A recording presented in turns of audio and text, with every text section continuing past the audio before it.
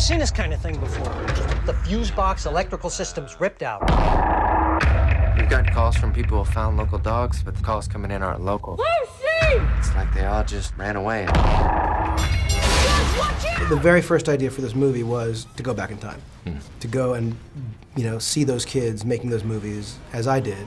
And that preceded everything. That was just the first thing. And then as I called Steven immediately and I said, would you ever want to be involved in a movie about kids making movies in the 70s? Because I knew he had done it when he was a kid as well. And he luckily said yes, and we just began developing the story. And it was always about those people in that time at heart.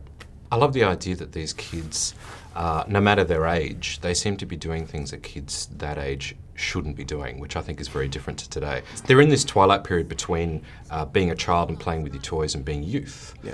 Is that what you were like at that point? Is this what you're trying to capture? Yeah, I was, sneaking into films. I was asking adults that would pass by the theater to buy a ticket to a movie that was rated, R. So I would go in and say, oh, my parents in there, and I'd go inside.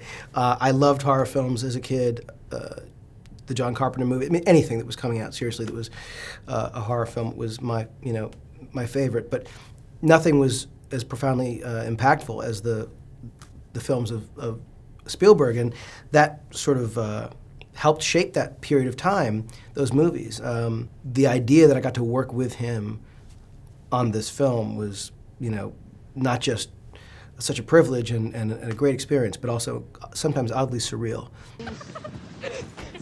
Guys, this is gonna be great! Get the lights and camera set up on that end. We'll shoot this direction first. Joe, get the mic plugged in and make sure that the new batteries are in the camera before you do the makeup. Okay. Sweetheart, this is my job. I have no choice. It's nothing that you need to worry about. This is my job. I wrote a new line. What? No.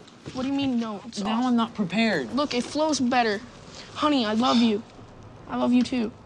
See? I think one of the things that I found that film let me do at that age, being 13, 14 years old, is it let me sort of experiment with ideas that scared me, things that I thought were, kind of cool illusions, but were ultimately, kind of terrifying notions.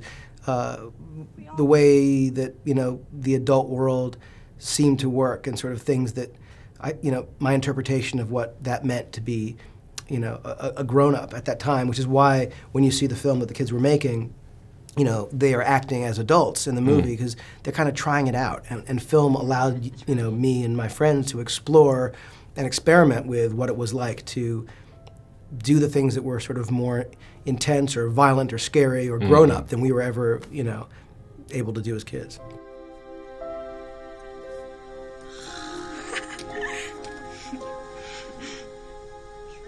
Not bad. Really? Really?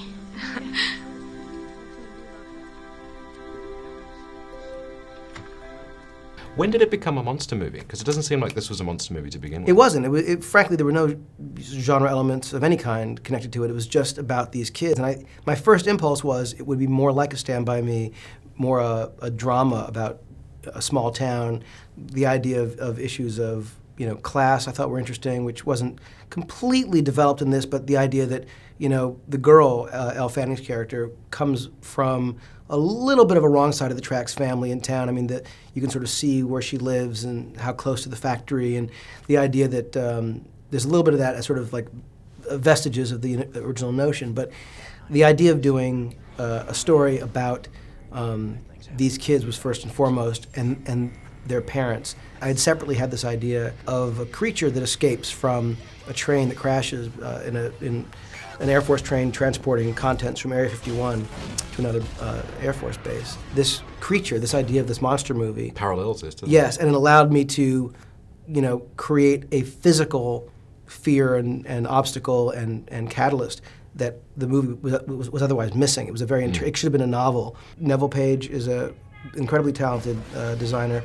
I've worked with him before, and he designed an incredibly cool alien. The truth is, it needed to be this terrifying, sentient and dexterous and capable. And the key to the movie is, yes, you see this creature, and yes, it ends up being hopefully some, an impactful experience. But the key to the movie is the heart of these characters and what their relationships are as a result of this creature being there, but not the creature itself.